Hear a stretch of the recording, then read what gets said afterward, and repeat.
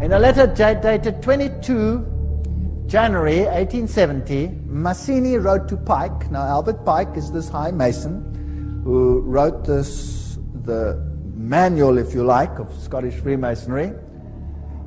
He said the following: "We must allow all of the federations to continue just as they are. It must appear as things are as they were in the beginning, with their systems, their central authorities, and diverse modes of correspondence between high grades of the same right, organized as they are at present, but we must create a super right, which will remain unknown, to which we will call those Masons of high degree, whom we shall select. With regard to our brothers in Masonry, these men must be pledged to the strictest secrecy. Through this supreme right, we will govern all Freemasonry, which will become the one international center, the more powerful because its direction will be unknown."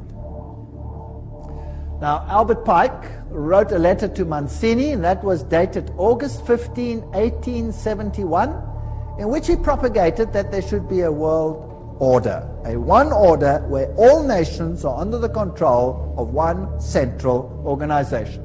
And in order to achieve this, they planned, and there are numerous quotes for this, so I've put a number on the screen because some will say, I don't trust this, I don't trust that, I don't trust the other. Here are references down there, there are references up there, there will be references in other slides, so it comes from different sources.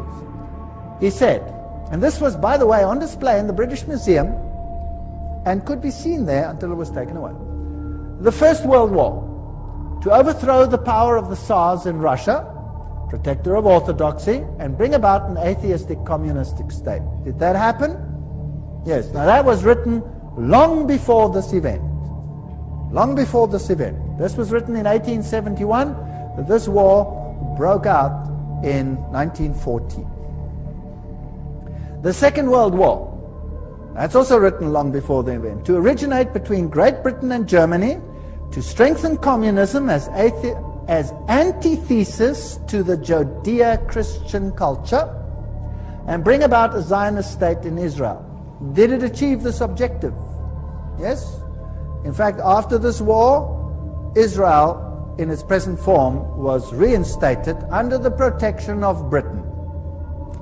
And then, interestingly enough, a Third World War, a Middle Eastern war involving Judaism and Islam, and spreading internationally. That's fascinating. Is that on the cards, or what do you think?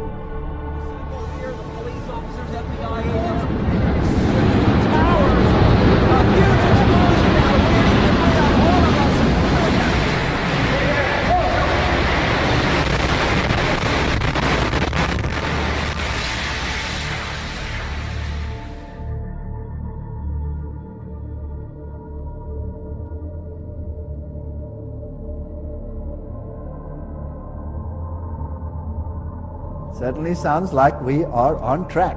Well, here's another quote, just in case people don't like that quote. Mazzini with Pike developed a plan for 3 world wars so that eventually every nation would be willing to surrender its national sovereignty to a world government.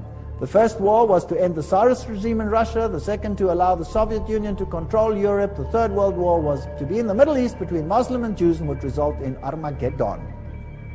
Interesting. Now, how were they going to do it? Let's read what Albert Pike wrote about these wars and how they were going to be unleashed. He wrote, quote, "We shall unleash the nihilist and the atheist," so the destroyer and the atheist, "and we will provoke a formidable social cataclysm which in its horror will show clearly to the nations the effect of absolute atheism.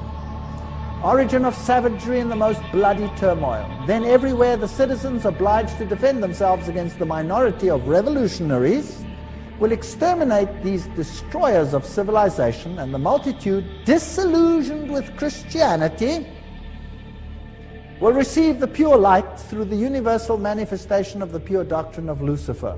The destruction of Christianity and atheism, both conquered and exterminated at the same time." Wow, what a clever plan. So you rub the two systems which you create up against the other. You create atheism, as an antithesis to the Judeo-Christian culture. You have these two clash until they rub each other up, and then out of that you will get a new world order where you have a new religion which is far more esoteric and actually honors Satan. Isn't that a rather clever plan? Well, it's very successful. That is why Ordo ab Cao is the verse, if you like, that Freemasonry uses. This is one of their documents, remember, that I photographed in a Masonic lodge.